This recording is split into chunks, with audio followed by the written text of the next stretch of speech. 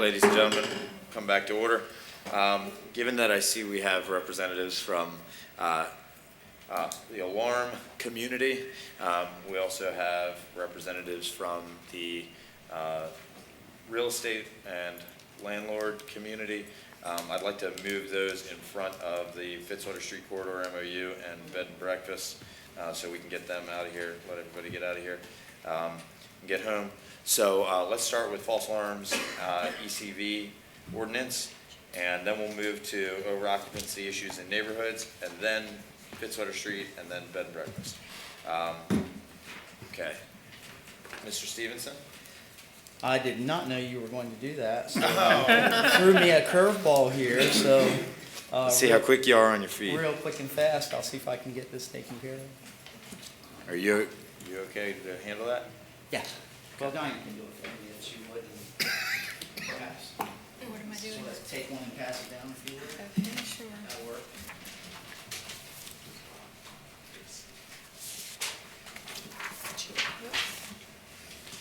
Little heads up next time. Sorry about Please, that. sir. Thank you. Okay, so with regard to false alarm and ECV or enhanced call verification, the City Council has discussed this a number of times. Last time in July of this year, we sent out a cover memo and a revised ordinance that was to include all of the comments that were made when this was last discussed. And what you received in your packet had a couple of errors and or omissions, so you're getting an updated version tonight. So it looks like those have all gone around. Thank you. I'm just going to take everybody through this page by page. Thank you, Mr. Heath. Page by page, if I could. If I could direct your attention to the ordinance. And what we've tried, the impetus here was to, first of all, address the issue of false alarm fees. And we thought that one way to manage those fees was to include what's called enhanced call verification. So if I could take you to, and we've talked about this before, if I could take you to page 3 in the ordinance. And we're going to be discussing some things that we talked about before.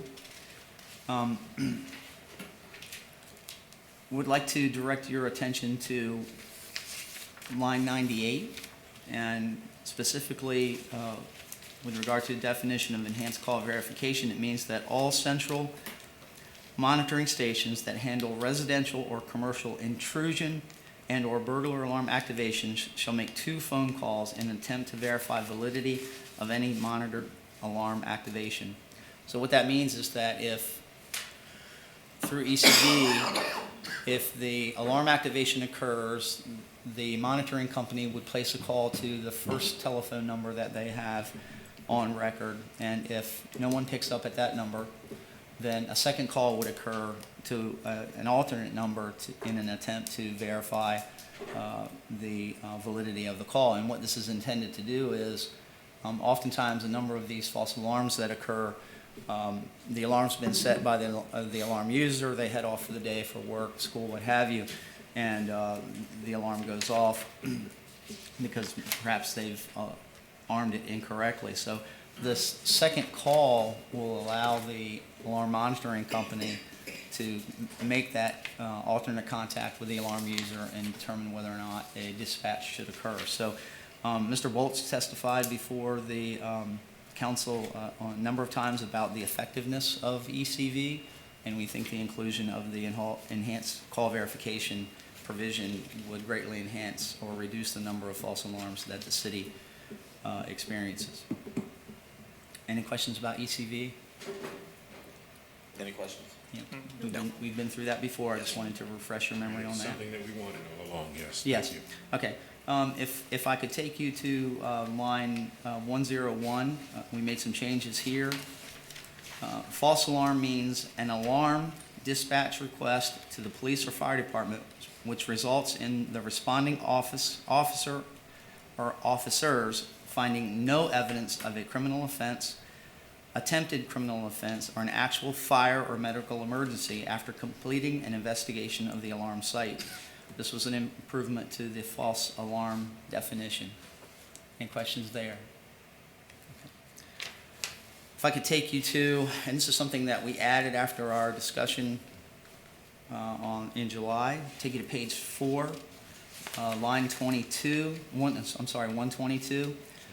The original version that you received in your packet was sent inadvertently. Basically, what that would do is completely counter to what we were attempting to do. The term opt-out allows the alarm user the opportunity to not participate in the ECV program. Meaning, if you get an alarm at my house, you call the first number. If no one answers, then we want you to dispatch. Don't take the time to place the second call. So that allows the end user the opportunity to opt out of ECV. Questions on that?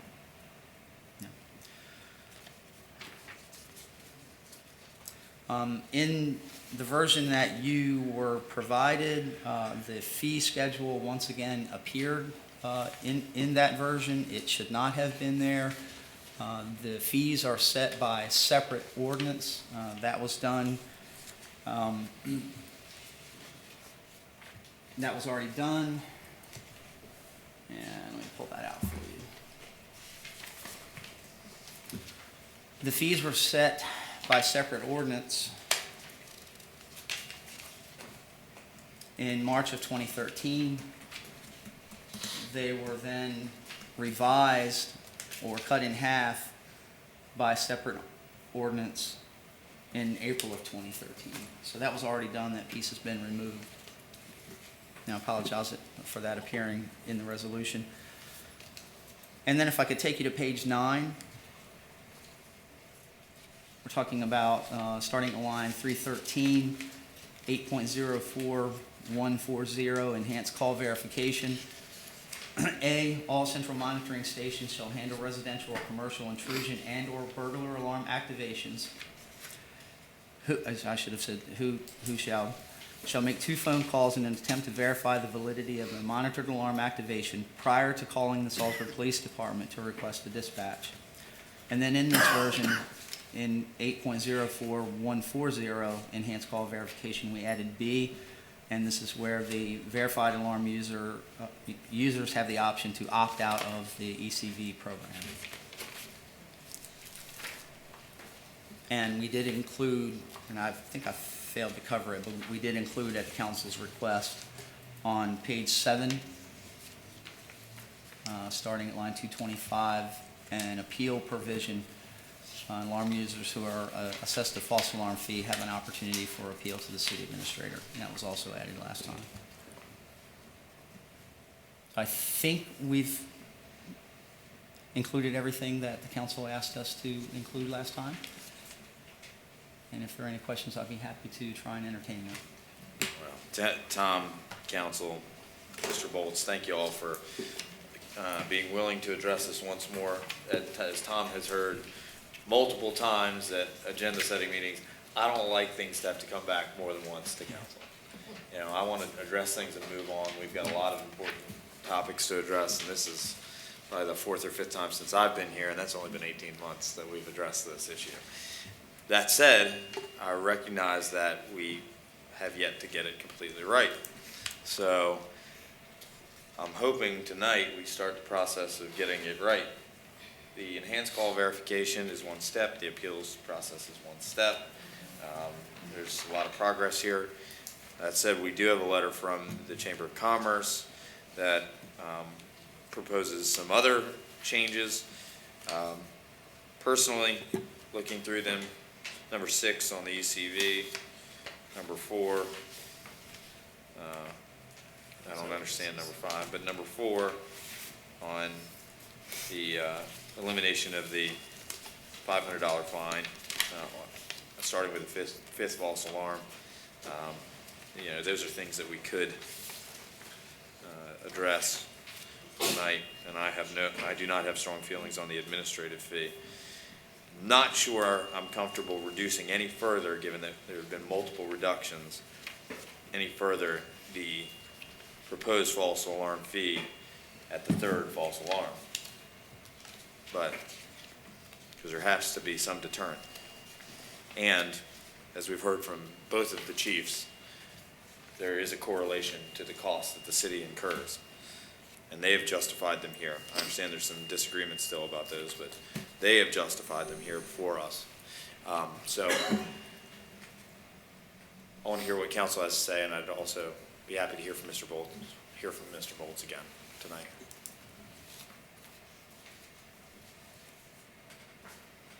Well, personally, having had the wrong ordinance, and I apologize that I didn't see it earlier, but starting from the wrong ordinance again,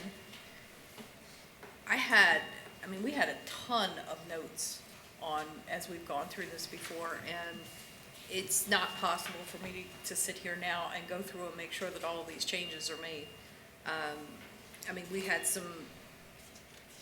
We addressed some issues with the weather-related section of it. I don't remember exactly what they are, and what was in our packet didn't have it. Part of what was asked to be addressed was the fee schedule, as you mentioned, and we don't have that. We have a version without that, but we don't have what's in place now.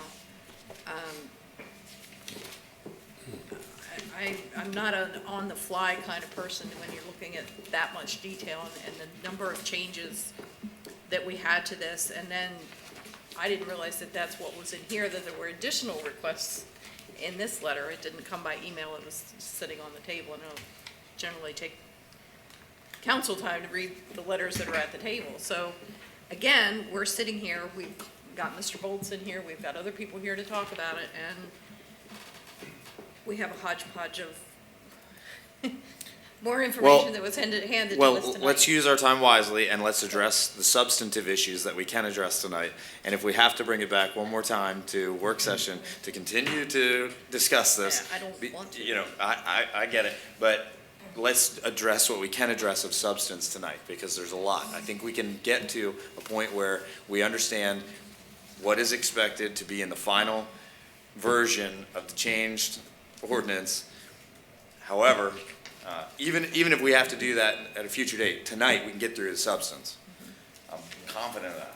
Yeah, I will say that we went through the minutes from the July 7th meeting, and we satisfied, at least that I can see, all of the requests. Opportunity for appeal, panic alarm was removed. We were specific about ECV. We changed the central monitoring station explanation. We made improvements to the definition. The only thing we failed to do, and I didn't get an answer about this, was whether or not on line 100 we should include the internet as a dial-up.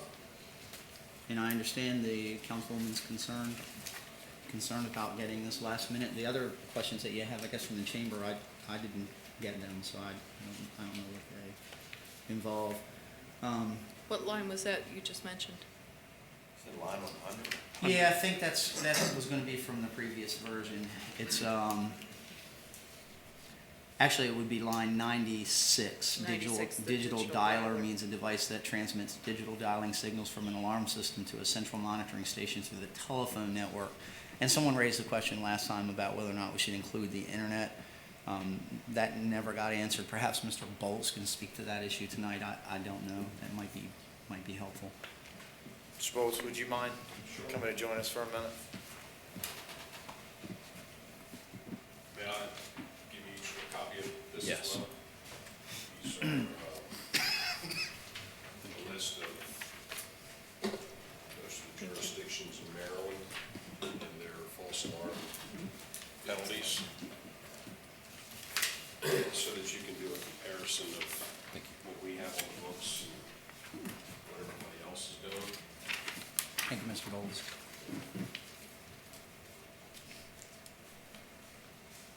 If you like, I guess I'll start with the penalties. I don't know of any other jurisdiction anywhere, and we operate in Maryland, Delaware, and Virginia, and I network with other trade organizations that deal across the country. I don't know of any that does a combination of a fee and a fine, like what we currently have set up.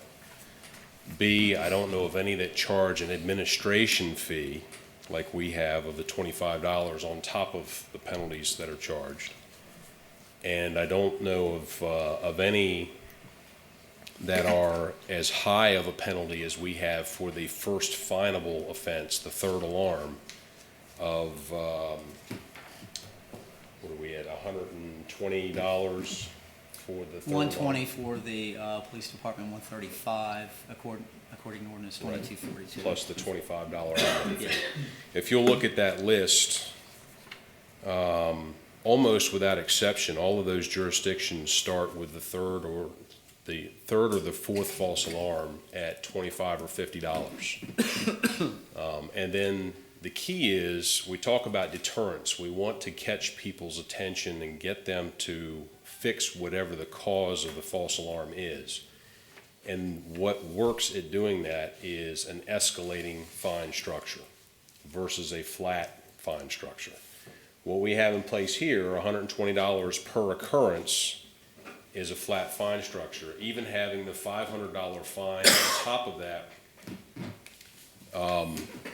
still does not hit the most frequent offender with the highest fine like an escalating fine structure does.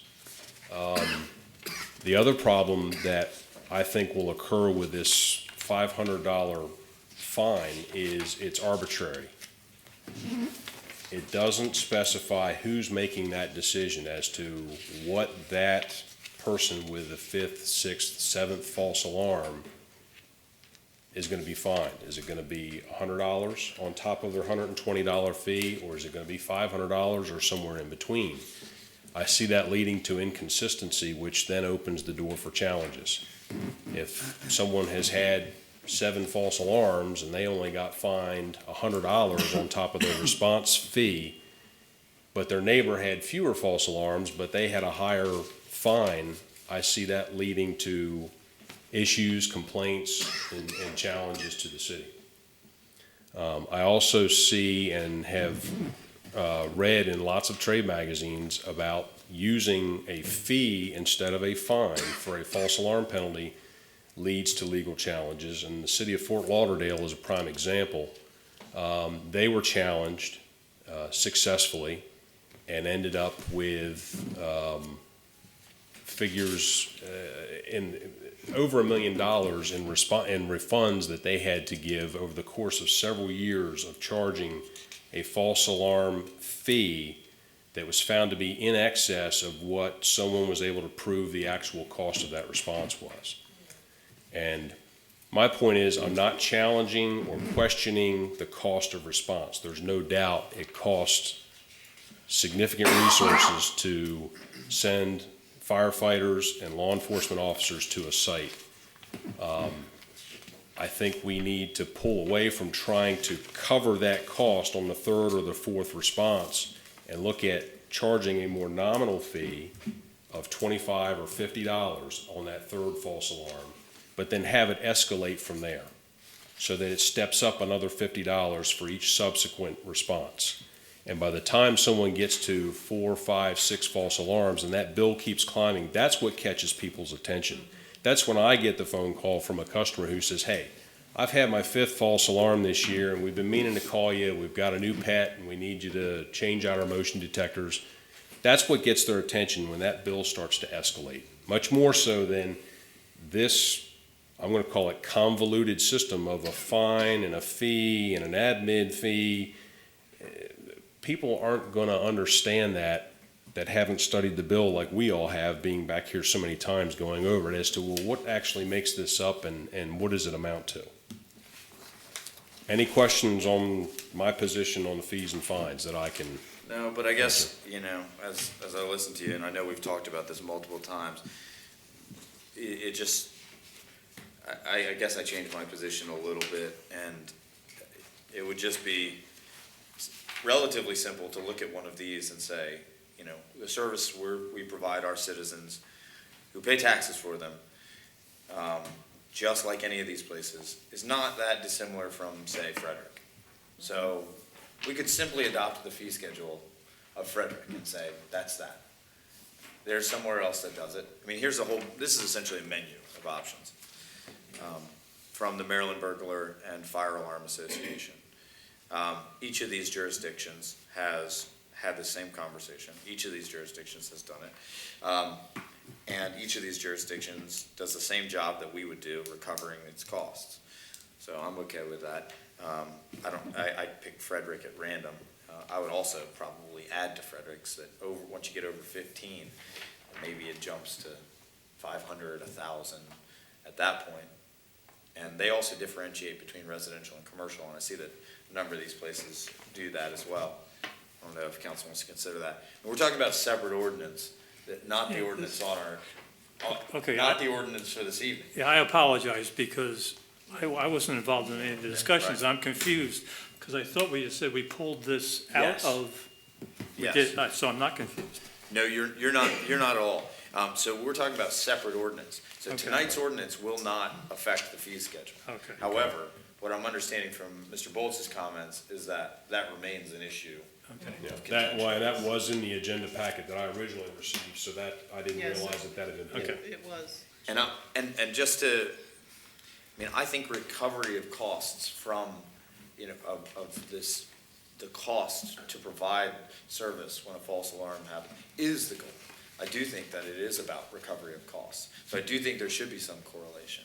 If it's not a direct one for one, and it's easier on those who it's the third violation, it's harder on those that are, at their 15th violation in 12 months, then I think that's probably fair. By design, that's the way it needs to be. Right. Yeah, Understood. But- if I could add, though, Yeah. that runs completely against the notion of charging for the service. It costs the same amount to go the first time as it does the 15th time. So you'd Yes. have a very difficult time defending the notion that on the 15th occasion, you were gonna charge $1,500 because it cost the chief the same $135 it did to go every time. Well, It has I to be take a fine and exception. not a fee. That's what I'm saying, you can't Mr. have an escalating fee schedule based on the number of times you go. You can have a fine. There's hard costs and there's soft costs. No one's talked about safety. Every time those vehicles leave the barn, their lives and the lives of all the citizens they pass on the way to that false alarm are in jeopardy. And the more they do it, and the more a person is responsible for having them do it, the penalty should be higher. Chief? I think that's a good point. Thank you, Mr. Bolts. I have a couple of comments, and that's all they are, speaking as your fire chief. It's my understanding that the genesis of changing what was previously the false alarm ordinance was because we had an escalating fee schedule or fine schedule, and we had legal review it and brought forth the standardized, here's what the hard costs are for operating in that environment. In addition to that, the municipal infraction and simply the $25 fee to administer the processing of all the paperwork. Mr. Tillman can speak more intelligently than I can about the legality of it all, but that's where we started. We started with an ordinance that had an escalating schedule, and that was the genesis of complaints was I got from 0 to owing the city $3,000 like that, and that was the challenge. And now we're right back to trying to make a recommendation that we go back to an escalating schedule, which I'm of the opinion that that's the genesis of the argument. It's the fact that it was called a fee that was escalating. A fine can escalate, am I correct? That was, the problem was they escalated and they were called fees. And there was no justification for a $1,500 fee or a $2,000 fee. A fine could escalate, and that was my question about this, just looking at the Frederick one. They call these fees and they're escalating. Mr. Bolts, did they have a separate fine for these jurisdictions as well, or are they just calling it fees and no one's called them on it I yet? actually got ahead of myself. That letter is actually from 2013, and I called to verify today. The only change to those ordinances since that was printed was Frederick. It's Frederick County. They actually repealed that entire ordinance because of the use of the word fee. And my understanding is their intent is to replace it with fines and basically go through the same process we're all going through now. but the rest of those are still in place. That was, my understanding also was the original ordinance used both words interchangeably, fee and fine. It did. It was escalating, and that's how the challenge was successful, which brought all of this to a head a year or two ago.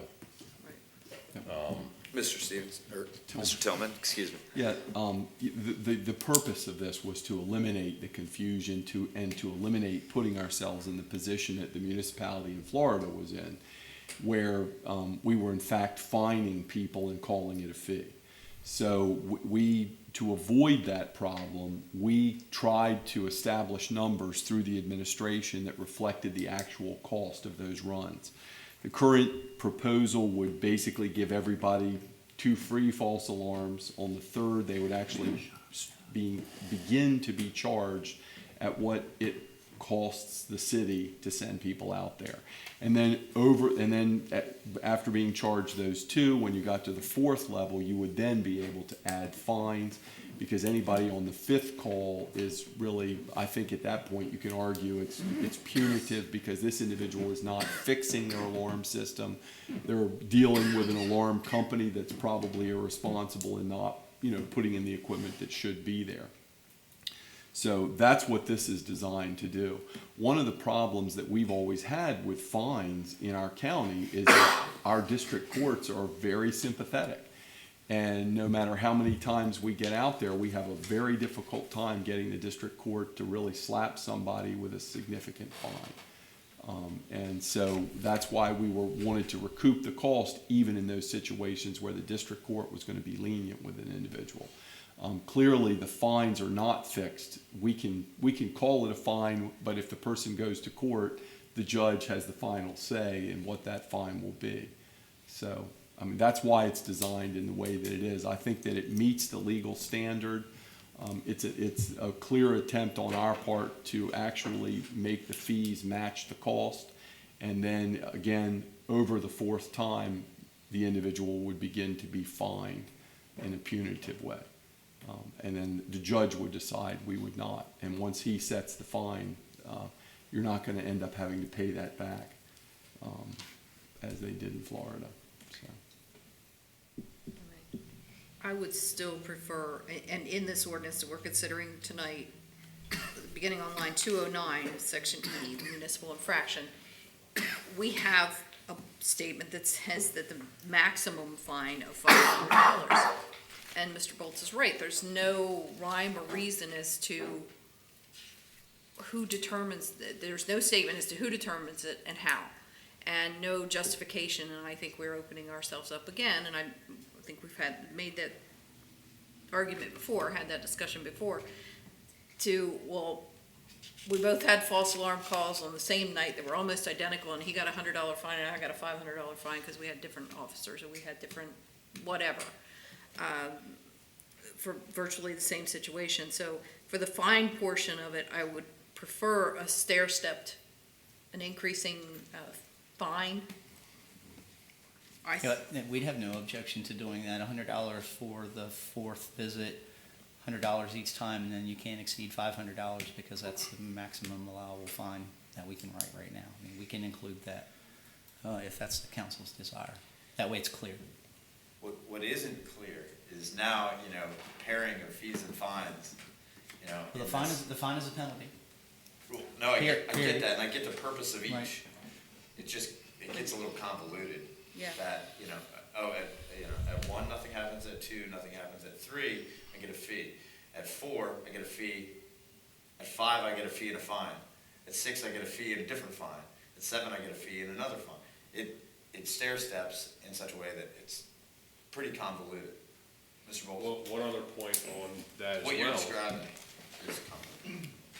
Is then how does the appeal process work? Let's say someone is at that 5th, 6th, 7th alarm, and now they want to appeal it. Okay, well, I've got to go to the court system to appeal my fines, and I've got to come to the city to appeal my fees.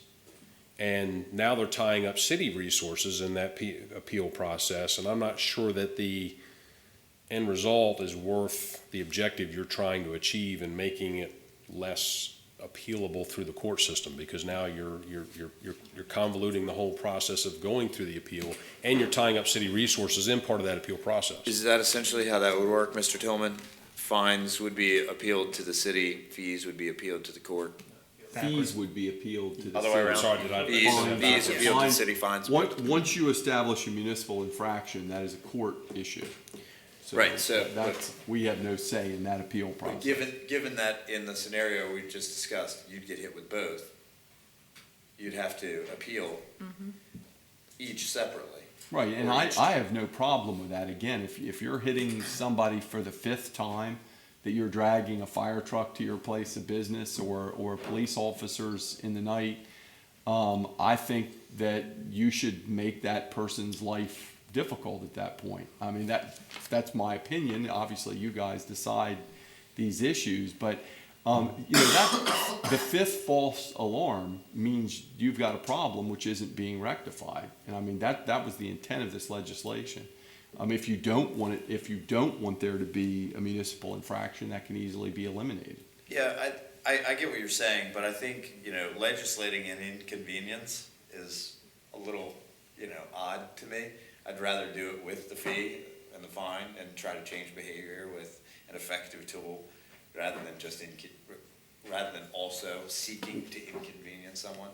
I think a clearer path makes more sense to me. Well, except we don't have the option of the escalating fees. In other words, our fees must in fact, so in other words, if they call you out 100 times, the fee's always gonna be the same. But we could do this without a fee, and it could be purely fine. Just an escalating fine, yeah. Right.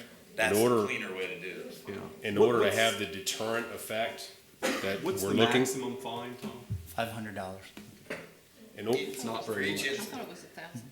I think it is. The state law is 1,000, the city City code code reads is 500, and Ms. Phillips is working on advancing an ordinance that would allow us to go up to 1,000. At 500 currently.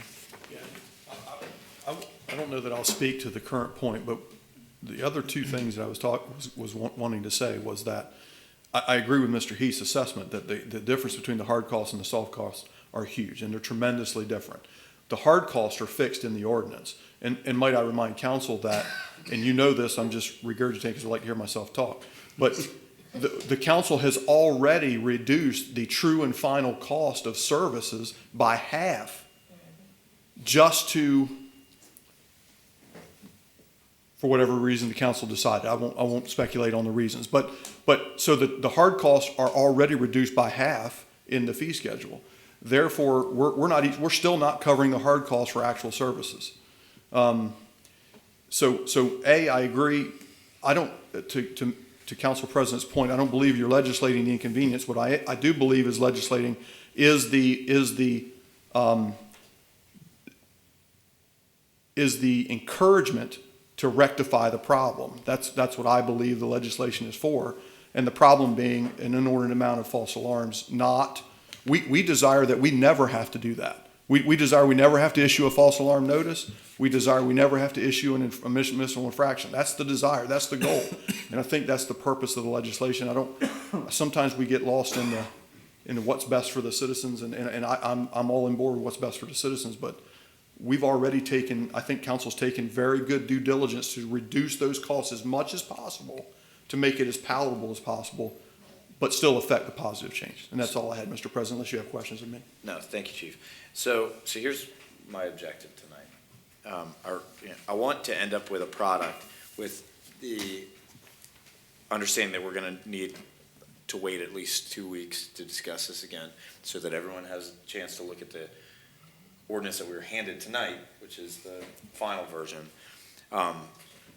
I'd like to end up with a product that's effective at changing behavior, that's fair to business owners, and that actually recognizes that what we're talking about here is reducing burden on taxpayers by assessing a penalty to those who create this inconvenience, even if it's through no fault of their own. We have to acknowledge that there are mechanisms, and by no fault of their own, I mean in that instance, that night, that evening, when the incident happens.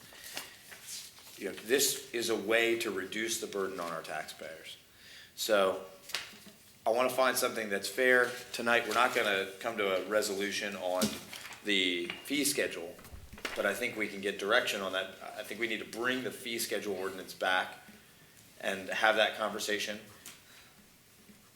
But we need to address the substantive issues that remain in the ordinance tonight and then bring this back in 2 weeks. So, Well, they have to come hand in hand, because the one we have tonight references fee and fine, so we have to, if we do away with the fee, then that's gonna make changes in here. so that's what I'm saying. Yeah. I'm saying let's address the substantive issues in this ordinance tonight.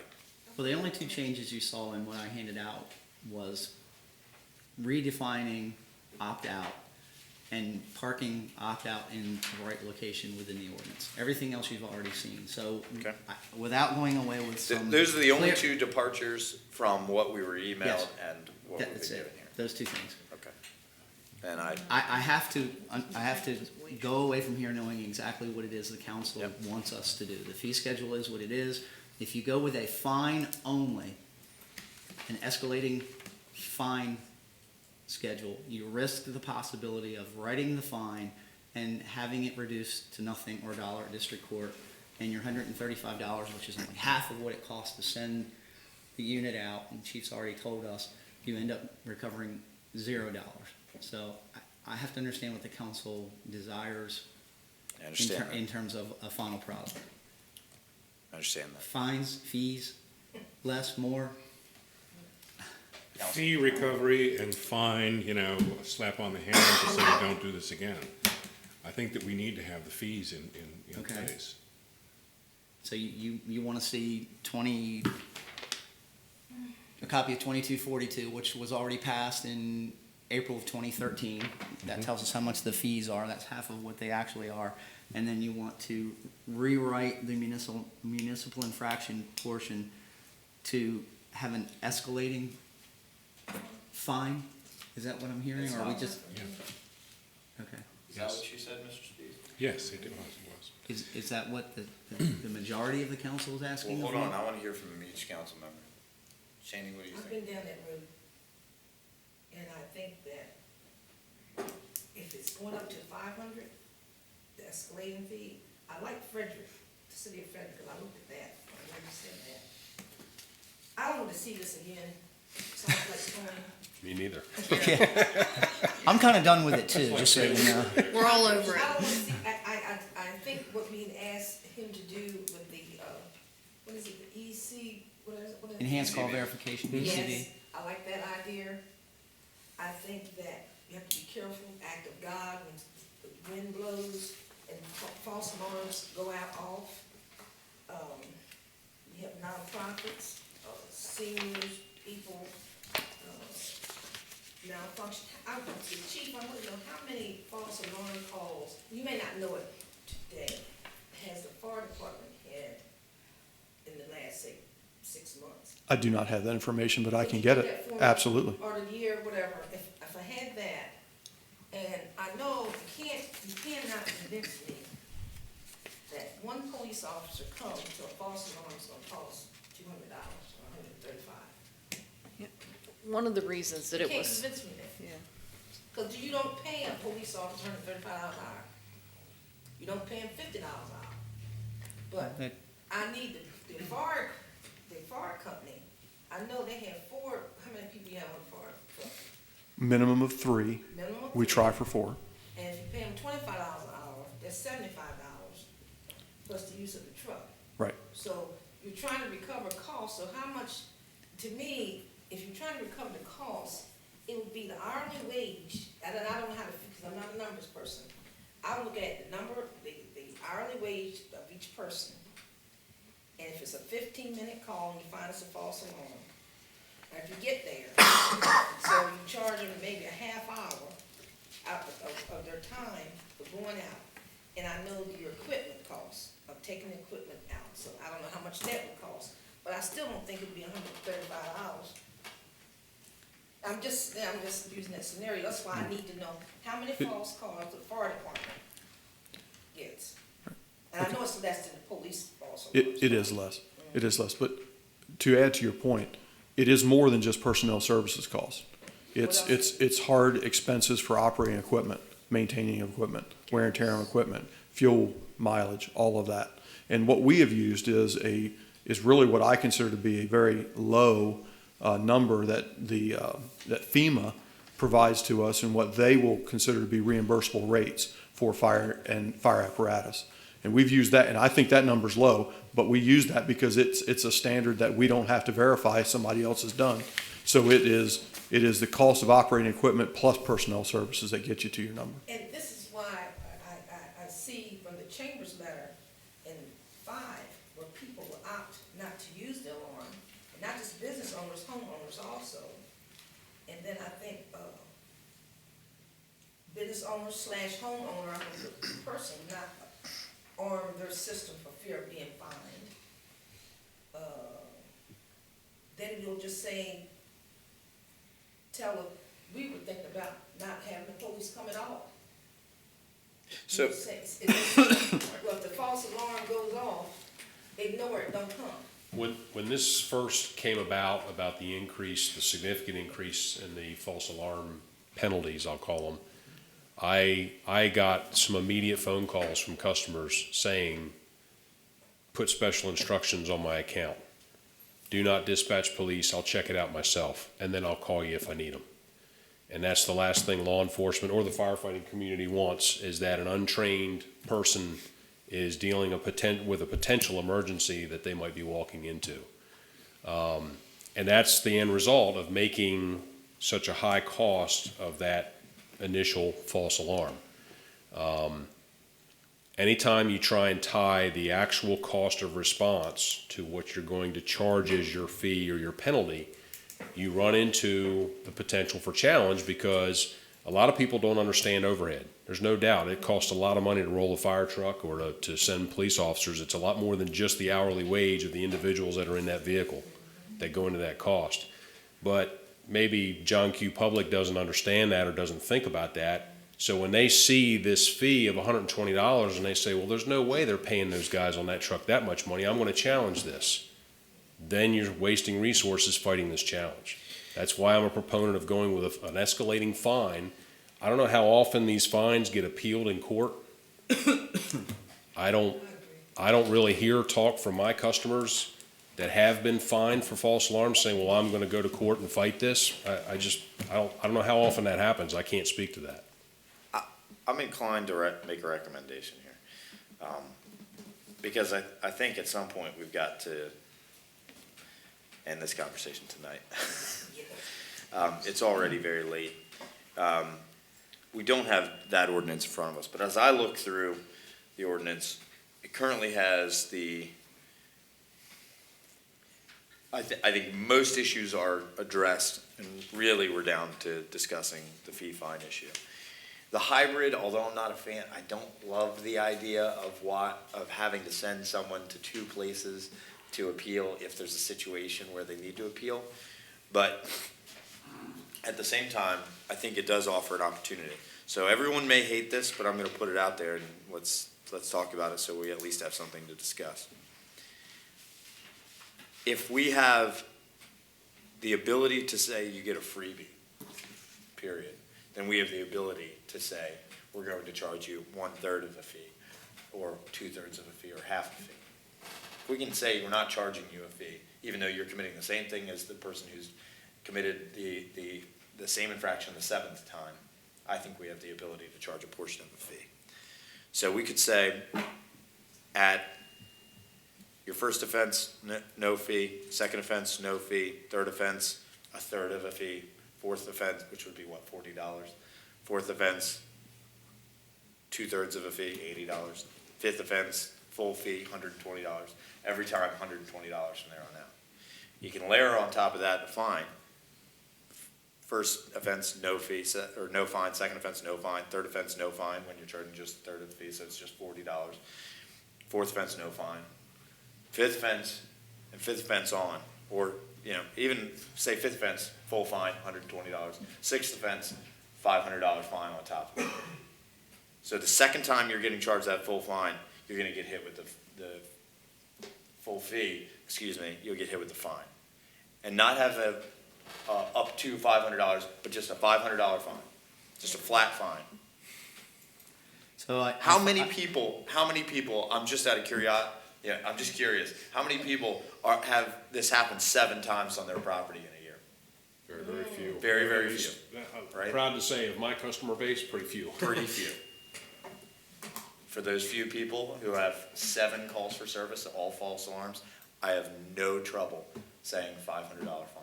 Right. I'd understand it if it was my business. Mr. Council President, I lost you at the. I'm not surprised. Don't ask him to repeat I it, can't that's what the repeat tape's that. for. The fifth, I got all of it. I can't repeat 2/3 at 4, a third at, the This third. is just a suggestion, but And then your fine schedule was what again? I'm sorry? At the 6-1 was $500. 6-1, 500, 6 and a bit. 500 every time. There, Okay. Thank you. just a suggestion. That's another ordinance, however. I know. Right, okay. But if we don't address it right now, No, we're gonna have this conversation another night. Okay. I mean, I have one comment with regard to the ordinance before you tonight that has nothing to do with the fine schedule, and that Can we work out the fine schedule first and come back to yeah, your fine. comment? Can you hold on to it for 1 second? Anyone wanna shred that and come up with something better? Well, the one question that's come to mind as I've been sitting here tonight, through all of this, has never come into my head, is the ability to correct the problem. If you've got a fine in the morning and a fine at lunch and another one that night, you haven't had a chance to have somebody come out and do it. You could be at 6 before you could ever get Can you the address that? person out there. So what are we doing with that? I'm sure that's not a, One good thing that's already in here is weather-related events are exempted. So that takes care of a lot of that type of occurrence. But I've seen some ordinances that will put a time limit on how close together false alarms can be assessed. So within a 24-hour period, they'll only count 1 or 2 or however many. Sort of like parking tickets. Yeah. You And that- have a right to rectify first. That probably is, you definitely would want input from law enforcement and firefighting communities on, what they think about that. But you certainly could have, a new pet in the house that the kids let in, a stray, whatever, and they're keeping it in the kitchen and they forget all about the motion detector. Everybody's gone to work and it's tripped 4 times in a matter of 3 or 4 hours. Does that count as 4 doesn't- false alarms? if it doesn't get fixed the first time the police or fire come out, and if you don't fix it after that, you're doing it again. Well, that's I what agree, see the that. cost is there, and the nuisance is there, but Chief, if the people can't physically get there, Turn it up. Put it on test. Turn it off, put it Put it on on test test. until it can be rectified. Right. I understand Councilwoman, that you may be at work, but Mr. Bolts will have to answer more professionally than me, that you turn it off remotely. If you have to go home to make a response because it's gone off, turn it off or put it on test, as Mr. Heath would say. There are ways to rectify and keep the multiple alarms from happening, in my opinion. I'm not the alarm expert, Mr. Bolts is, but there are ways to avoid it.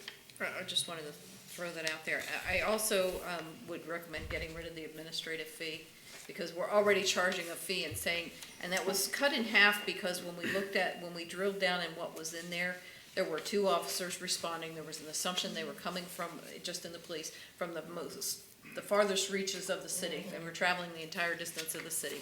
That there were 2 officers in separate cars, and there was a lot of redundancy in there, and that's why we cut it in half. It was not just arbitrary. I have no doubt that fee can easily be justified at this point.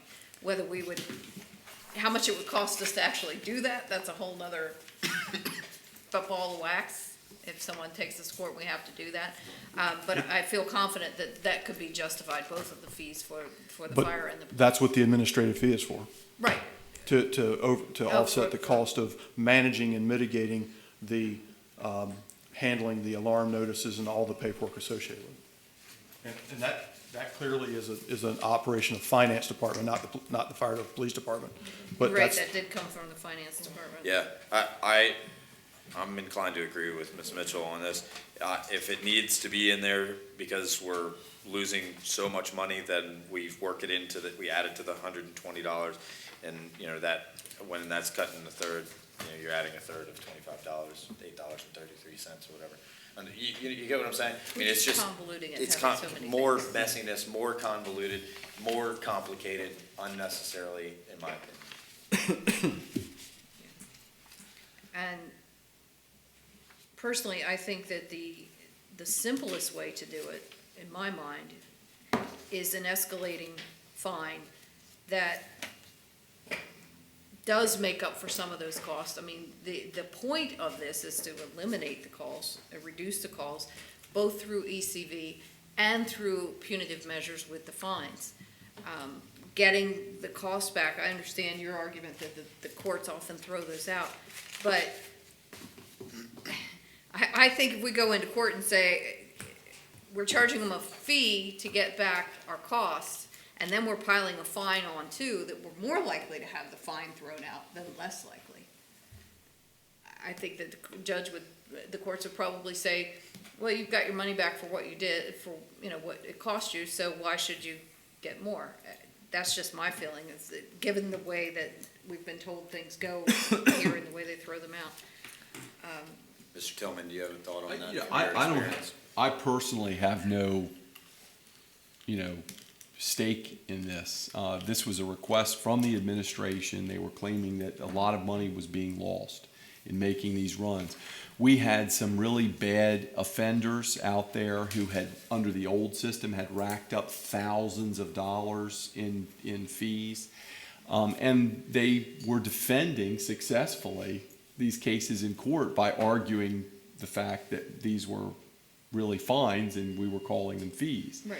And so we really had the worst players getting away with it. And so that was what initiated all of this. As far as you deciding what's an appropriate reimbursement for the city and when to kick in the fines, that's a legislative decision. Right. But it's just the system that we have put in place here, I think, is a legally defensible system. You just have to decide how much money is appropriate to reimburse the city and at what point you want fines to really play a role here for the bad guys, Right. the ones who don't care. And those fees were $1,500, $2,000 in some cases. Exactly. I mean, they I- were no racking doubt up they threw them thousands. out, They so- were racking up thousands of dollars, and we couldn't enforce those. Right.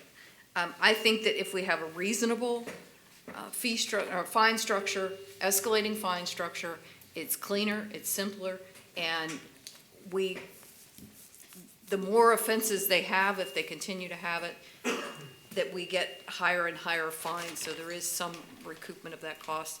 I think it's too convoluted with three pieces: the administrative fee, the service fee, the recoupment fee, and the fine on top of that. I mean, if we've been dealing with it this long and we're confused, I can't imagine what your customers are dealing One with. other thing I was gonna say is in order to have the deterrent effect that we want the penalty to have, it's gotta be simple enough that people understand it and when they get that bill and they know about it. They don't know about the appeal process until they're already beyond that point. Right. But to know, okay, I got hit for $100 on my last false alarm, I know the next one's 150, that's what has the deterrent value from what I've seen in the many years that we've been doing this, the kind of phone calls we get to, hey, yeah, we need you to come out, we replaced this door and it now swings in the wind and we need to get you to fix that. That's when we get the phone call, when they know that next fee is gonna be, or that next fine is gonna be more expensive than the last one. I think if it's too confusing as we have right now, that's when you get the people that are just like, oh, I don't understand it. I just know they're gonna Exactly. charge me a ton of money, I'm just turning it off, or I'll just deal with it myself. Exactly. Mr. Heath, did you have a thought? I agree. Keep it simple. Escalating, keep it simple. So where are we at right So what does that look like? Something like Frederick, but I Something like think they're a City of little low. Frederick?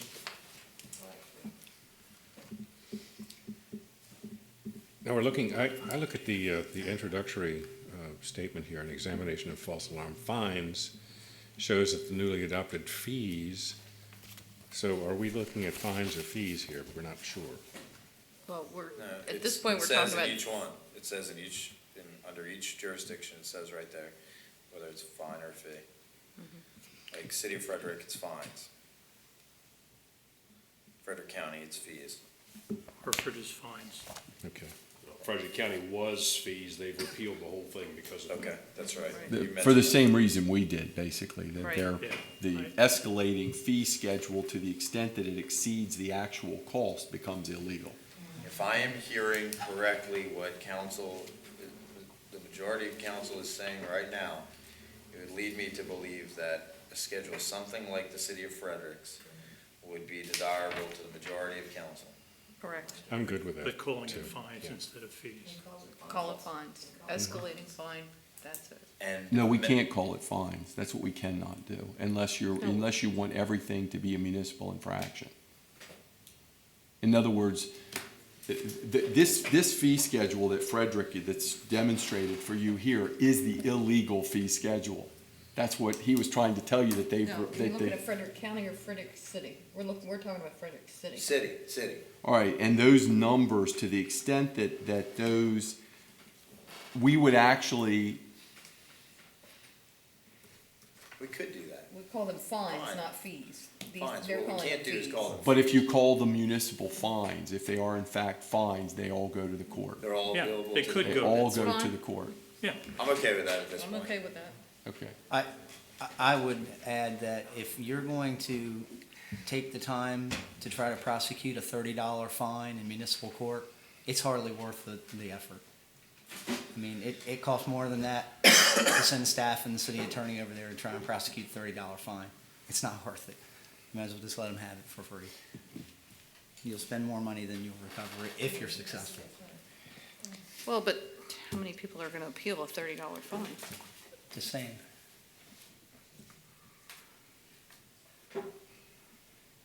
I mean, personally, I would start the fine at 50, but I mean, I'll use just a to line give that a you an colleague used example, Many, many times. Mr. Tillman? the speed camera cases. Yep. $40 fine, Right. that's all it is. And in my last appearance over there, one of the individuals appeared. All the evidence clearly showed that he was speeding and that his $40 fine should have been imposed. And he discussed his sick mother, his own personal health problems, and went on and on about why he shouldn't have to pay the fine, and the judge suspended the fine. So this man who was clearly speeding in a school zone walked away scot-free with court costs. And we spent your time. And I was there, and the police officer was officer's there, time. and we sat there waiting for this judge for about an hour and a half to hear that case. That's the problem with the $40 fines. I would have to agree. That sort of just becomes a wasted So I exercise. go back to my convoluted proposal earlier. Nothing the first time, nothing the second time. Third of the fee the third time, 2/3 of the fee the fourth time, full fee the fifth time on. And I would agree, Mr. President, that an escalating fee is legal as long as the ultimate fee doesn't exceed the actual cost. I would fully agree with that. And then. Is that no- cumulative? Is that cumulative or in individual responses, Mark? It would be Each- based on each individual response. Each individual response, and then at the second time that the full fee, which I guess is the sixth time, forgive me for the fifth or the sixth, 6 is. $500 fine, and $500 fine every time from then on out. And I the know full that's fee. convoluted, I know it is, but it may be I know it sends people to two places if they want to appeal. I don't know, I just don't see a better way at this point. I know nobody's happy with that, that's why nobody's talking. Unless your first fine was $250. For the very first incidents. Well, once you've gotten The to third one, yeah, so it'd be the third false alarm in third a false year. alarm calendar year, $250. You, in that case, you were then by far the most jurisdiction in the entire country. But I bet they'd fix You it. know, that third alarm could occur in the same evening. So could the fourth, fifth, and sixth, you know, with an electrical problem. Yeah, I took a note about a right to rectify. I guess we would put, maybe 24 hours or something in try to write that can in, look so that at it. we wouldn't, keep coming back. Well, one of the things that happens, like with the water, they have to come and prove that, they have to bring the plumber's bill and show that they've corrected the problem, correct? So, I mean, we could do something along those lines with this, that, if you show that you've had the alarm company out and taken steps to try to rectify the problem, if you've gotten several of them bang to bang to bang like that, that we would do something with that, but Folks, if you're just ignoring them, I don't know. we have 4 more agenda items this evening. It's 8:18. I want to get this resolved. We're going to have to bring it back. But I'd like to get I'd like to give Mr. Stevenson, Mr. Tillman direction.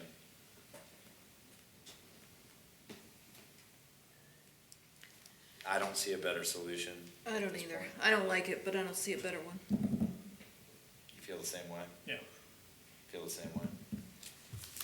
Shane? I have no feeling at all. Numb from here down. No, numb from head to She's toe. comfortably numb. So the first 2 are a complimentary response, a I- third, 2/3, I'll give you what I jotted here. if And, you'll- and then a fine at $500 from 6 on. So in other words, It's all on tape. in other words, it's Yeah. a $620 or $635 fine at number 6. So with those kind of dollar amounts, we're now not even in the same ballpark with City of Frederick that we were talking about on the 5th, 6th, 7th alarm. We're way, way above anybody and everybody, including the major metropolitan areas, Baltimore, DC, Los Angeles. City of Frederick was easy.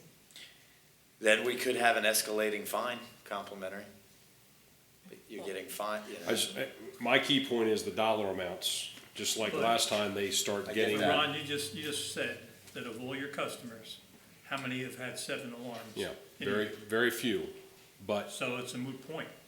well, there If are, I'm a businessman, my customers aren't the only ones out there. no, Mr. if I'm a businessman, and I'm gonna get hit, especially a nonprofit, and I'm gonna get hit with a $500 fine, you're gonna be at you guys are gonna be at my shop Right.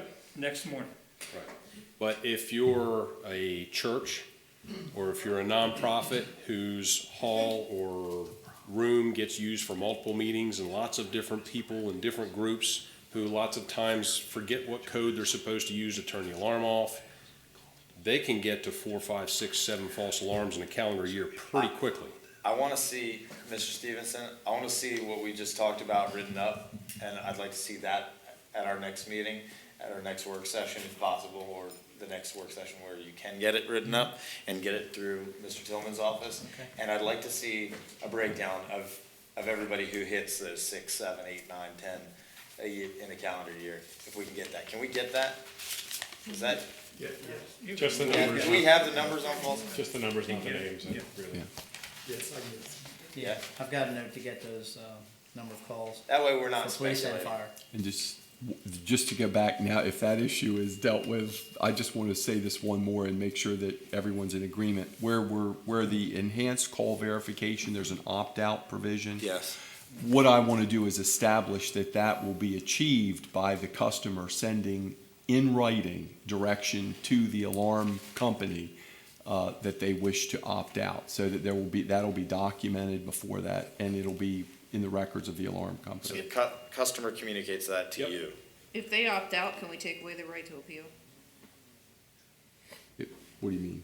In what? To appeal a false alarm fee. If they're opting out of the opportunity to eliminate the false alarms or reduce the false alarms, can we take away the right to appeal the fines? You may be that they opening a get? whole nother can of worms, but yeah, I think we could. Very- If- Very quickly, the scenario on the opt-out, and keep in mind, ECV is law in the entire state of Delaware, Delaware, the right. entire state of There's Virginia. no opt-out. I haven't had a single customer opt out in either one. The scenario is a very high security, let's say maybe it's a bank, maybe it's whatever, but their insurers are uncomfortable for whatever reason with ECV, and they require them not to participate in ECV. We would need to let them have that option, but Okay. I don't see it being an issue if And those are frequent at people all. who don't care It about won't be as calls. difficult as getting people to opt in. That's what you're saying. Okay. Tom, do you have clarity? Oh, absolutely. Mark, do you have clarity? I do. Is there council consensus to move forward with what we have? Please. Driving on. Thank you. Over occupancy issues in the neighborhoods. Thank you, Ron. Appreciate your input. Ms. Phillips, As Mr. if we didn't have Stevens. enough fun already. Thank you, Ron. Thank you, Chief.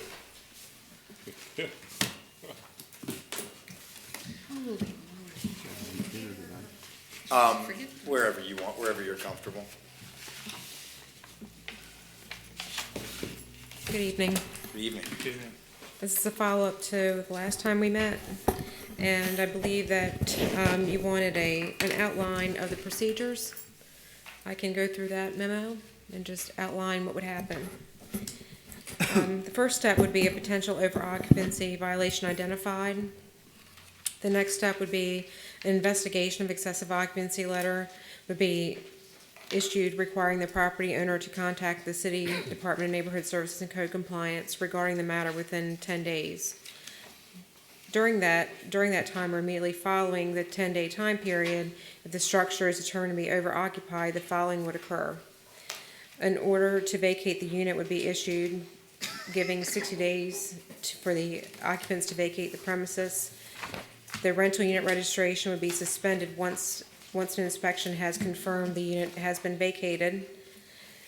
The penalty would be, the first offense would be a 3-month suspension of the rental unit registration. The second offense would be a 6-month suspension. The third offense would be a 12-month suspension. At that time, Neighborhood Services reserves a right to issue a municipal infraction. Additionally, if an exemption for 3 or 4 unrelated was granted, this non-conforming use would be lost permanently. After the suspension time period has matured, a comprehensive inspection will need to be completed. If the unit is found to be in compliance, a certificate of occupancy will be issued, and the unit may resume its use as a rental. That's the procedure if we found. That's the procedure, the summation that is what's in place now. That would be only if the legislation passed, if we would revoke or suspend a rental registration. Okay, so this is essentially proposed. Proposed, what we discussed last time, and we were trying to hash out what would happen I if. think what we wanted to That's see not what was I what had. the procedures Yeah. were that are in place. Yeah, that's what I asked specifically, what's in place. I said, is there a procedure in place? You said, yes, there is. I said, is it written down someplace? You said, no. I said, I'd like to see that written down so that we can make sure there's consistency. I think that's what I said. That is So what there's you said. consistency in the way we're handling things. Well, then I would have to apologize to the council. That was not my takeaway. I thought you were looking for clarity with regard to how the process would work if we Passed. Well, That's what I passed the thought too. ordinance. That's, That's what I thought too. I think we want to know that, but that's not what Mr. Heath. okay, well then we did not do that, but I think. Well, What could you I just, think we can well, draw do it. That, she could do that right Yeah, now. Why don't we we can just take a couple minutes and show us what change the numbers to whatever they are. It's actually, everything going down to the rental unit registration suspension. Right now, what we do is if we either receive a complaint or observe over occupancy in a structure, we investigate that. We issue we issue an investigation of excessive occupancy. Right now, we have a 14-day time period for the owner to contact us, not a 10-day. So we give 2 weeks for the property owner to contact us. In the 14 days, either if we determine over occupancy ourselves, or if the property owner contacts us within the 14 days or at the 14 days, if it is determined, we give 60 days to reduce occupancy. Okay. I have one thing that I know right off the bat, based on our conversations 2 weeks ago on this matter, that I would want to see in these procedures or in the code. We talked about a 14-day maximum, but we also talked about a minimum. Yes. We also talked about having a time period during which corrections could be made. If, for example, the tenants are violating, the ordinance and not the landlord. So if the landlord has no knowledge of the violation, we talked about a 72-hour, 3-day Yes. minimum. So there's some time period during which they get to investigate the problem and say, okay, Susie, you're not on this lease, you didn't sign anything, Right. you gotta get out. And given that under law, they can't really say that to Susie, who isn't signed under the lease. What they can say is, okay, the rest of you, you have 72 hours before you're all out. Right. And Susie can stay and for 30 days and fight this in court, but the rest of you are evicted. Would that investigation of excessive occupancy give them that time period? We're giving them 10 days. We're letting them know that the No. city. No, you're really No, not. no, it's not. What this is saying is that immediately so you're giving them 10 days before the order to vacate is issued. I'm saying that the investigation period is so 72 hours before the excessive occupancy letter is issued.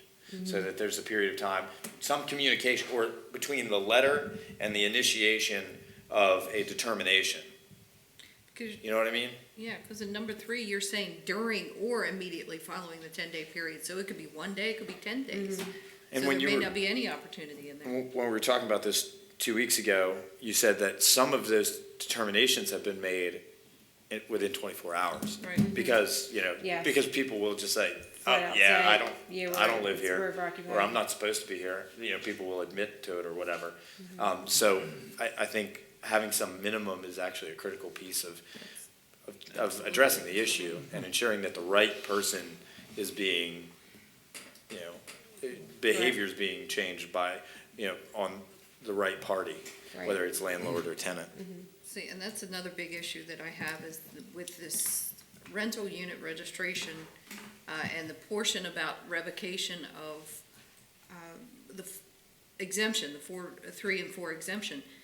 Out of the 44 that you told us, it started at 10 in 2005 and ended at 44 so far this year, but the procedure changed. That warning period went away. So the numbers, It never, the procedure didn't change. well, It's always been the same. from the contact to the issuance of the citation, my understanding of, I'll go back and listen to the tape again, but I asked you to repeat it several times, and there was a change in there that I heard. And then, so of those 44, only 1 was a property that had an exemption. So I don't know, first of all, why we're mixing that in here for dealing with the over-occupancy. The other thing is that immediate condemnation, I guess, because there's no opportunity to correct it. If it is not the property owner's fault, they don't know about it, it's the tenants that are doing it. And then, but we're penalizing the property owner, and the argument can be made that they should know, they should pay.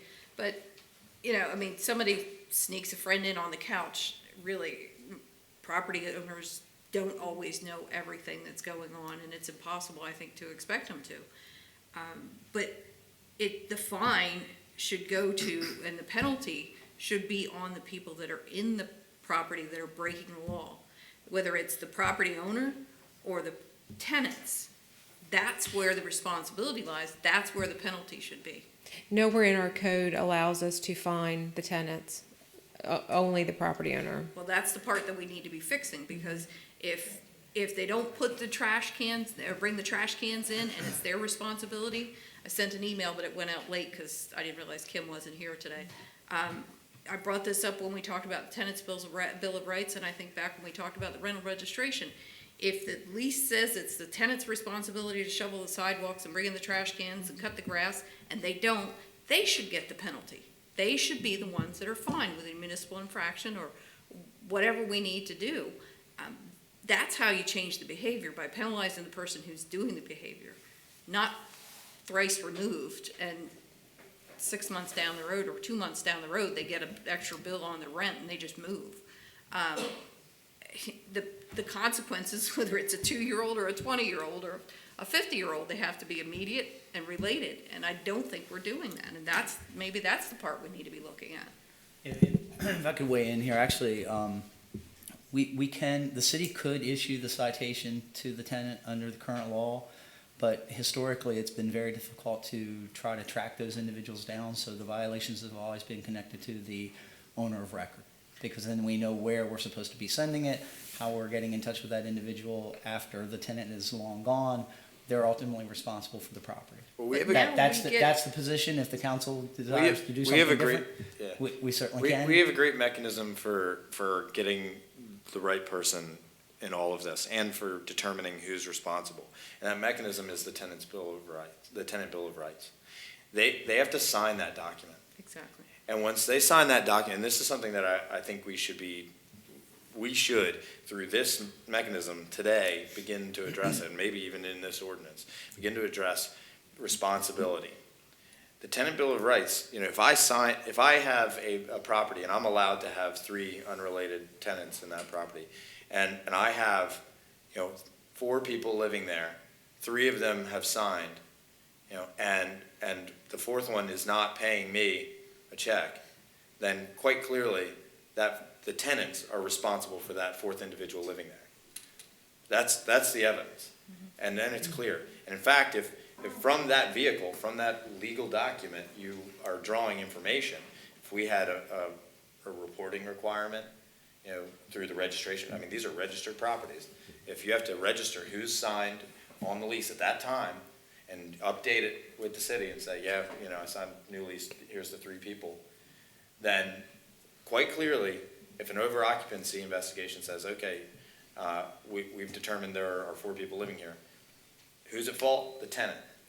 That said, if you're receiving payment and you've signed the tenant's bill of rights with only 3, there's another way to determine, okay, well then quite clearly the landlord is responsible. Or if you've actually gone ahead and had 4 people sign the tenant bill of rights, Yeah, that's and you're pretty only clear. allowed 3. Yeah, yeah, if I could finish. Because by law, they have to sign it. You have to have them sign it. Yeah, the way that you get to the person that you know who to find and you can track them down, they have to register the property. And with that just get a checklist with the lease, who's responsible for what? Just a list of things, and they just check off it's the tenant or it's the property owner. And that sticks with it. I don't know if there's probably a mechanism in your Comcate that can accommodate that. So if you pull up to a property and the grass is too high, you can see who is leasing that place. When they get a rental agreement, they get all their contact information, last address, they get parents or some other contact, they get driver's license numbers. They know how to find them. And then if they don't pay it, we turn it over to collection agency. We've done it with other things. When it shows up on their credit report, they'll pay it. I don't think it's as impossible to collect as we have operated under the premise of for a number of years. And I think that we should be penalizing the person who's doing wrong and not everybody else. Now, I can tell you it will be an enforcement nightmare.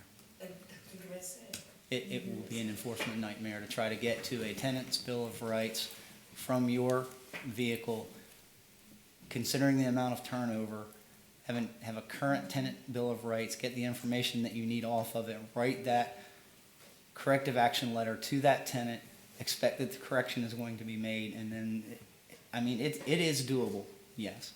I would admit to that, but it is going to be an enforcement nightmare. Well, I think the initial communication is still to to the property owner. The initial communication is to the property owner. Okay. That shouldn't be for the person, the NSCC officer to try to make that determination on the street. Well, what do you, forgive me. So let's say, Rate the fine. so I think if you're gonna register a property as a rental unit, and we have this requirement that you have to sign the tenant bill of rights, which we do in code, track that information, track who's signing it, in simply a database. It's a pretty simple, that's not much information per property. That's not much information at all. That's being tracked in 1,000 other places by the property owner. If I have one communication per 12-month period, in an ideal situation, of related to that property, one email, one letter, one form on that piece of property, and oh, by the way, I'm already getting them to sign that form. And I have to register and re-register or confirm every year. It's quite simple to say the investigating officer is only going to figure out who the property owner is, nothing more. They don't have to be responsible for figuring out anything more when making that initial determination that, yep, there's an occupancy violation investigation that needs to be initiated starting today. Then I've got 72 hours to begin that investigation before I can even make a determination of over occupancy. And I've got up to 14 days to make that final determination. And one of the things that I have to investigate in that process, as the investigating officer, is, okay, well, let's see who's on the tenant bill of rights, and let's see who actually lives there. And during that time, the landlord also has the opportunity to say, wait, there's an over occupancy investigation? Well, I've got 3 people on the lease. Go over there and say, all right, what's going on? Oh, there are 4 people living here. And that can be part of the investigating process. And then the city and the landlord are recognizing together simultaneously, okay, we've got an issue, but it's the tenant's responsibility. Or together we're recognizing, okay, we've got an issue, the city's determining, oh, we got an issue, and it's the landlord's responsibility. Yeah, I don't disagree with your thinking, because what we're talking about here is 44 cases. What I heard a minute ago was 10,000 cases a year. Grass, sidewalk, shoveling. We're not there right now. Well, I mean, that's what I just heard. We're not there. That was right by way of example, you're right, Yeah. we're not there, we're. Okay. Yeah, I have a Tillman? suggestion.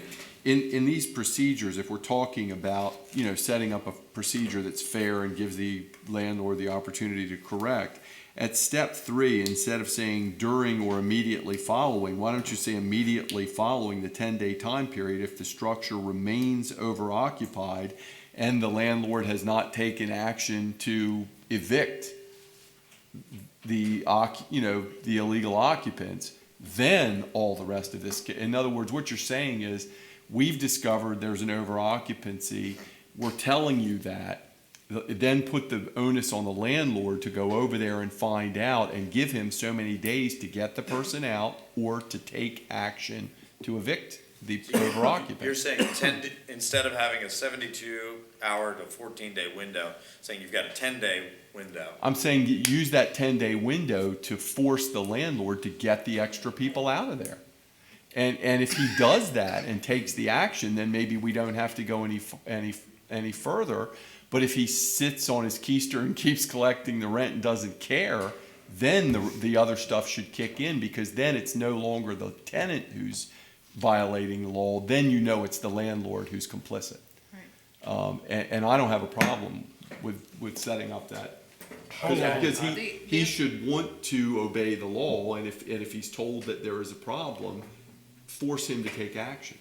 The other thing that I was unclear about when you said, if an overoccupancy is found or determined to have occurred, at the end of that 10 days or at the beginning of the 10 days when you first suspected it. So if you suspected it, started investigating, and they've corrected it, That's why I are they use the still word going to get remain. into this? No. So That's this why I stuck in the addresses- remain. This addresses that.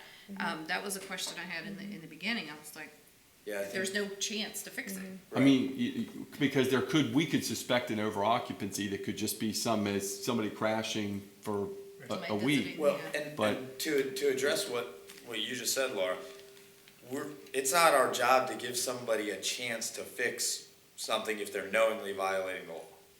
But we don't know that Right. they know. Instead, it's a chance to continue the investigation, to figure it out. That's my point. And to give the landlord the opportunity to figure it out as well, because it's entirely possible that it's not the landlord's fault. I thought you know, No, I have nothing on this. something came. How long can a tenant put off an eviction? Well, that's what I'm saying. So the person who has not signed the tenant's bill of rights could take you to court and fight the eviction. But my understanding is that those who have and are knowingly violating, if it's the tenant's responsibility, could be evicted immediately. For violation. So we're talking about peer pressure working? No. What did you say? Wait, you can't get a tenant out without going through the process. You have to do that. So they would have to notify okay. the tenant to vacate. then they would have to file an action in court to get an order of eviction. So what would be enough? Notification and notification and Well, filing that's the why I action? said if the overoccupancy remains and the landlord has not taken action, in other words, require the landlord to demonstrate to you that he has sent the notice of eviction, that he has investigated, and you know, to me, then you really put the investigation in the lap of the landlord and require him to pursue it. It is his property. Yeah. Yes. I'm just gonna pretend a scenario, I have a property in college, because we're talking about college kids, and my kids are. And I have my tenant, I have, say, 3 people that I normally know they're supposed to be in the house. And then have invited 6 more people.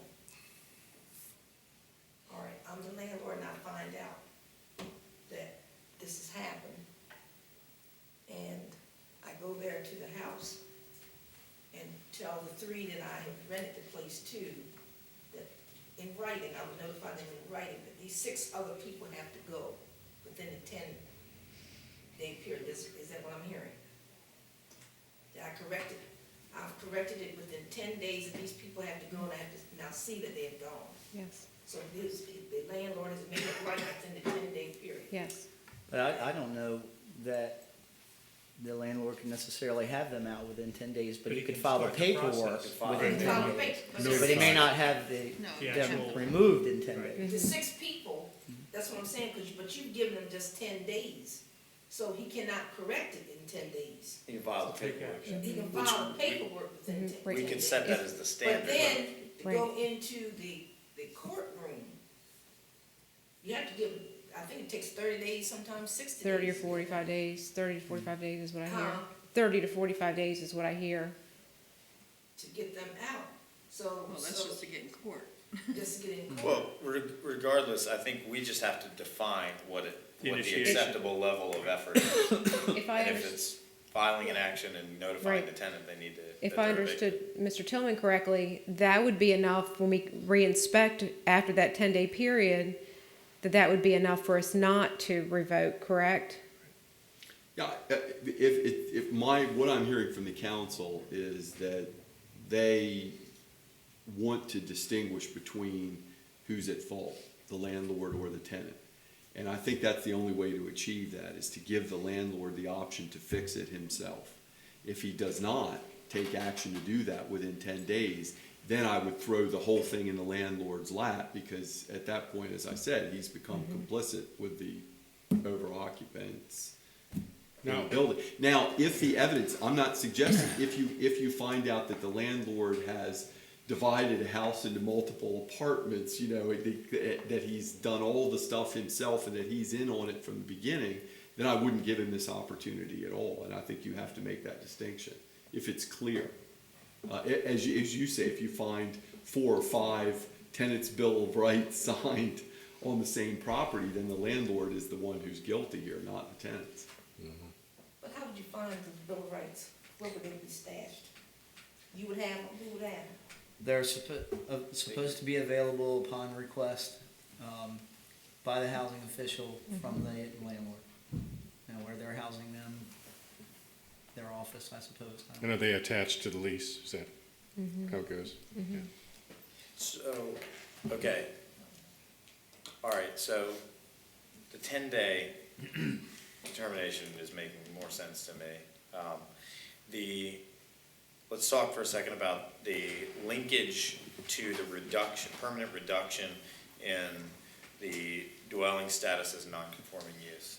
The linkage of this, the occupancy provisions of the code to that. How many of those 44 are currently non-conforming, legal non-conforming, regarding occupancy? There's only been one ever that's had to be reduced permanently. Okay. And that is something that is actually law currently. All that's being done is that sentence in the code is just being rewritten. That's a law currently, but not linked to the occupancy provisions of the code, No, because that's a new linkage. yes. But it's, It's only being reworded in the same section that it's in. It's not being changed and moved to the occupancy section. Right, I get it, that those are coupled now, Yes. so I guess what I'm hearing from you though is that that's only happened one time, One time. that's not the typical violator, It's in other not. words. That's not. It's Okay. just one time. Okay. And I think one of the things we need to think about is decoupling those two things, is thinking about decoupling them. Other thoughts on that, feelings? No, I agree with that. That's Well, one the- of the first things I brought up. When you say decouple, let me understand, because Eliminate. normally, those additional occupants were grandfathered in. And generally, in order to meet the standard to be grandfathered, it has to be a legal non-conforming use. So if it is illegal non-conforming use, then they technically shouldn't be entitled to be grandfathered. So that's why if you find out that you have a landlord who's flagrantly violating the occupancy provisions, he's basically saying, I'm grandfathered even though I'm illegal. And that you don't want that to occur if you can show that. That's not what it's saying, really, because what it's saying is that if I'm grandfathered that third person and I'm breaking the law by adding that fourth person, Right.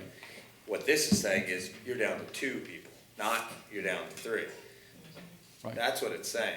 So Right. it's the reduction to what's legal, non-conforming, but the reduction to what's legal, I get, because you violated above that, the reduction below that is punitive. I'm not Well, saying what- it's bad, I'm just saying it's No, punitive. it's Maybe not relevant because that's only happened one time. trying to, for example, it's what's allowed under the existing code is 2. Right. If you had 3 and you have been operating legally, then you should be able to keep the 3 as a grandfathered, Right. household. If you're in fact operating with 4, generally you're operating illegally. Therefore, you're not entitled to be grandfathered. That's the theory behind that. What you've just described is a scenario where I'm always protected at 3. I'll see how many I can get away with. The worst they can do is give me what I should have been entitled to begin with, when technically he's been illegal the whole time. I mean, you have to, at some point, I think it should be punitive from a legal enforcement point of view. I understand. But I mean, that's your call. I don't have a strong opinion on this because it's only happened one time. So if we keep them coupled, it's not gonna hurt anybody. If we decouple them, it shouldn't hurt anybody.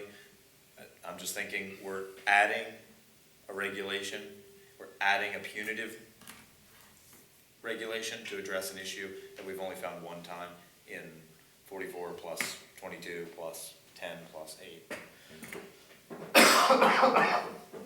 That's above and beyond all the other cases. And the only reason that I would say keep it as proposed is because it actually takes less language to do what we've got here and more language to decouple them. Because that phrase, all of that would exist, would stay in here with the exception of the occupancy provisions of the code. What?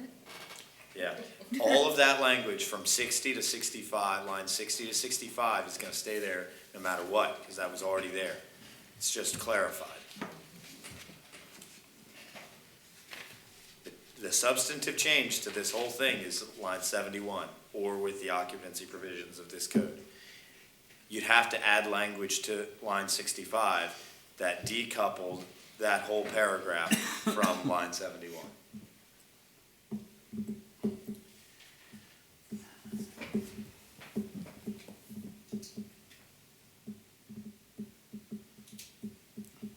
Maybe it's because it's getting late, but I'm okay with that.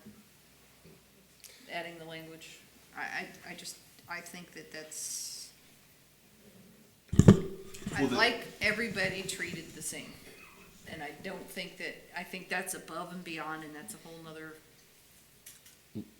punitive step more punitive in those cases than in all the other cases. And I think it opens the door to more challenge, but maybe I'm reading too much in it.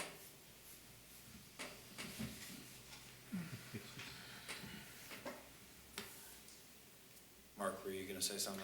Yeah, I mean, the more language that was added under 1526.110 was really to couple the license with the over occupancy. That we had already coupled the reduction.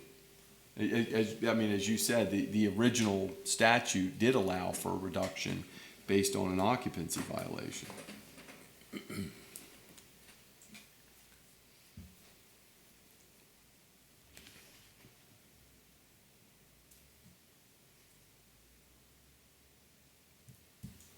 mean, I'm not inclined to eliminate 15, 24, 16, 40. I mean, it's been there.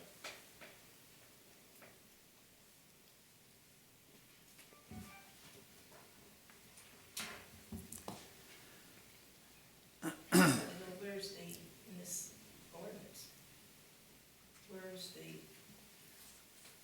outline of the 10 days and giving the landlord opportunity to It's fix not, it? that's a policy. So at this Yeah, point, we didn't include it's that. in policy rather than in ordinance. Say what now? So at this point, it's written, or it would need to be updated, but in policy, not in the ordinance. Okay. So the ordinance would lay out what it lays out, and the rest would be defined Policy, by okay. policy, which could be added to the ordinance, or council could approve the policy, or we could just accept it as the administration's policy. I'd be inclined just to leave it as a departmental directive. Say what? I'd be inclined to leave it as a departmental directive and not include it in the ordinance. And that's. And we find ourselves doing that all over the Okay. place if we start that. Oh, I know, yeah, And- policy should It's be. already all over the place. Yeah, But it has the effect of creating law without us having any input on it. No, I think it's about the execution of the law. Yeah. I don't think it. So, Respect- so in a year from now, somebody changes the policy They're allowed to because do it's that. just a policy, and they say, I'm gonna give you 2 days now instead of 10 days.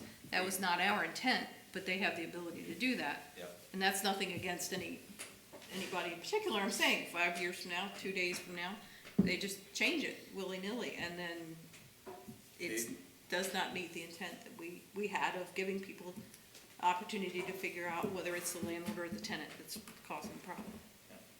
So the executive branch has the authority to do that, or we can add all that language in here, or add some portion of that language. Mr. Heath? Personally, in terms of policy, it's a management issue. I have a question, and this regards the mechanics of rentals.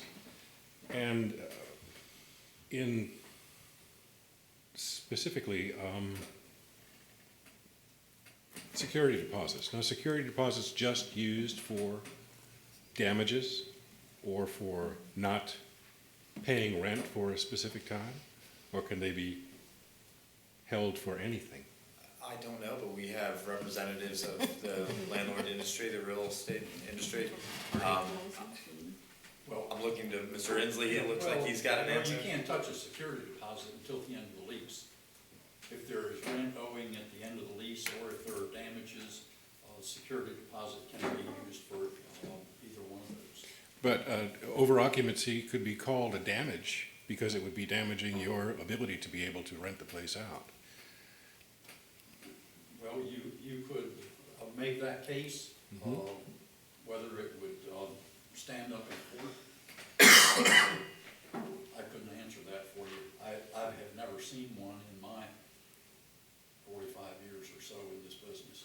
Could there be a deposit of some sort, not calling it a security deposit, but a deposit of some sort that would guard against your losses and be specific to over occupancy by the tenants? Say, you know, Susie's, or 3 boys living there, and one has a girlfriend, the girlfriend moves in, and two of the other guys say, you know, you can't have her in here, Bob, you know, you gotta make her go. And Bob says, no, she's staying. So on and on and on, you're stuck with it, pretty much. You are. You can ask them to leave. You know, if they say, no, I'm not going anywhere, then then you have to file a tenant holding over, action and go into the court and, first of all, wait to get a date in court. That won't be in 7 days, won't be in 14 days. No, but initiating that is what Relieves we're saying responsibility. would satisfy, Yes. would alleviate the landlord from liability, Yes, from the city's perspective. and as far as additional security deposit, the Maryland statute limits you to an amount equivalent to 2 months' rent. You cannot collect more security deposit than that. But it doesn't specify that it actually has to be a violation of, say, code like this. The only way you keep it would be if you had to force the people to leave before the year's lease was over, and you did not have another tenant moving in within the 30 or 60-day period. You'd have to demonstrate the damages. Understand? For Okay. instance, being barred from re-renting. Otherwise, I mean, you could also, I mean, you can keep a security deposit for physical damages, things like that, even if, Like Doug Bridges said, for physical damages, you could also do it if like it's a year's lease, and because of over occupancy, you have to throw them out after 6 months. Well, typically, you can keep that security deposit because they violated their lease. Or if they fail to pay utilities or You can take them to court probably for the duration of that lease for the rest of the year because they were in violation of the lease, but they still owe you for the full year. And if you don't reoccupy that unit, you could collect that through the courts, but you'd have to go, a security deposit you could collect if they violated their lease within the first year and they had to be taken, they had to be thrown out. And you could demonstrate your damages. But we'll also. Understand. Mr. Martin, was that reaction skepticism to ever getting that money? Will we ever collected 6 months or whatever? Okay. Yeah. Little or no chance of that. Understood, Except for Bob. understood. But in theory, Okay. Well, I like the 10-day piece. That's a healthy window to start to figure out who's responsible and to determine, to take some action that would shift responsibility and liability from the tenant to the landlord if nothing's done, if no action's taken. I still think the connection between the occupancy provisions and the reduction in the legal non-conforming is questionable, but again, since it's only affected one person in however many years. Do we know anything about the other, so the 43 plus whatever? I mean, we're talking about all instances where only 2 were allowed and more It was 3 was allowed. And in there that was, one. Yes. In that one instance. Yeah. And Yes, there was liability, we 5. don't know whether that was a tenant who did that or a landlord. I got both sides. Okay. But in what we're talking about, we could figure it out at that 10-day mark. Yes. I like that. I like the clarity that provides. So are we saying then that under the current law in 1524-1640, violation of occupancy provisions, we would do away with the existing law that requires that the unit be reduced to comply with current code? I mean, all Mark did was reword that there so that it was more clear. We didn't add anything there. Right. It's always been like that. I don't. And then we tied that, I could go either way. okay, I could go either way. yeah. I don't That's, think it's a Yeah. material. okay. I really don't think it's material either, since we're talking about one instance in Okay. however many years. I'd rather not go changing the code for nothing. Is there, okay, so regarding Ms. Mitchell's question about the 10-day, I agree that I think the way this is handled in the policy that you provided us, the outline that you provided us, makes sense to me. I think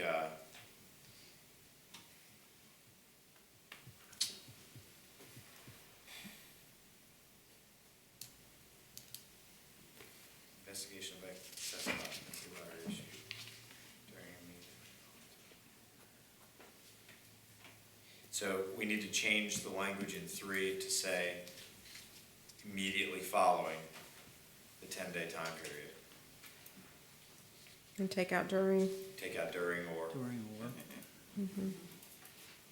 And Mr. Tillman, you were gonna add something? I said if the structure remains over-occupied and the landlord has not taken action to evict the tenants. So in other words, he would have to send out a notice to the tenants, giving them their right, you're in violation of your lease, you have so many days, and if he does take action to evict those who over-occupy the premises, then I feel the landlord's doing everything he can. If he does not, then he's allowing the over-occupancy to remain, and he's participating. And that notification would be by registered letter? Yeah, it has to be in writing under the code. So if I were gonna send one, I'd send it registered. And then you also have for the absentee landlord, if any of these properties, you have the resident representative when we passed. Resident Have an agent. representative. Yeah, Yeah. they would have to be notified too, correct? They have to send 2 letters? Well, our code states it has to be sent to the owner of record, and that's who it was recognized by the state of Maryland. Can we, by policy? It would, send the letter I would to say that it both? should be to both then, to, Yeah, I think so, I think both. so. I think they should always go to both. send it to both as well. Because the property owner could be on vacation for 2 weeks and the 10 days. Right. Done. right. Because I know that, as far as court is concerned, the judge wouldn't recognize it unless it was, as Mr. Tillman knows, unless it was sent a fine or any letters prior to would be sent to the owner of record. So I would say both. So you're gonna do owner of record and the, Property manager, if any. right, Yeah, because he could go in there quicker than the probably the person that's not in Yep. town. owner of record, the agent. Certified, so he has certified mail. Thank you very much, yes. What about the resident? And posted on the property, Mhm, as is typical. Yep. One thing I want to just make sure I have clear here.